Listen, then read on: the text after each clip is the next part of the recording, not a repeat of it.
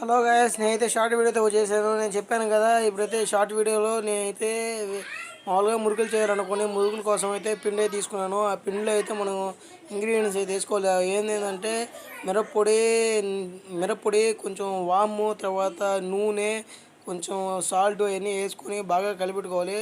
ఇప్పుడైతే మిరప్పొడి అవన్నీ వేసేసాను. నేను బాగా ఇప్పుడైతే కలిపెడుతున్నాను. ఆ బాగా కలిపెట్టుకొని కొంచెం గట్టిగా అయిన తర్వాత అయితే మనమైతే చిన్నప్పుడు చూసుంటారు కదా, వీటిలో అయితే మనం అయితే మురుకులు పోసుకుంటాము. దానికైతే నూనె పోసేయాలి. నూనె ఎందుకు పోసారంటే అది దాన్ని అదుక్కోకుండా ఇప్పుడైతే దాంట్లో అయితే పిండి వేసేయాలి. ఆ పిండి అయితే నేను వేసేసాను. పిండి వేసిన తర్వాత పై కప్పు పెట్టేసి పై కప్తో ఒక గంటి మీద అయితే మనం రౌండ్గా చేసుకోవాలి. దాంట్లో అయితే నూనెలో వేసేయాలి. ఆ నూనెలో వేసిన తర్వాత నూనె బాగా హీట్ అవుతుంది.